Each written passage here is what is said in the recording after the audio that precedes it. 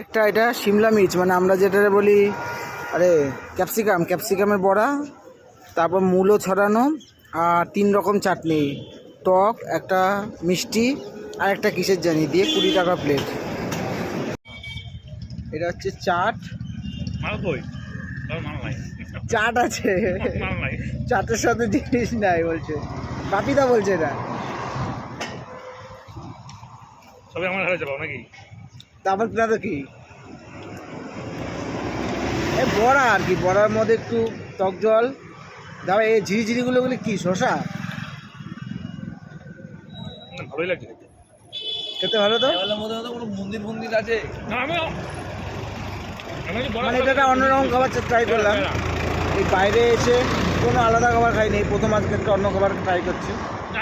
পেয়ারা লাগছে দোকান এই জন্য সব বড়া।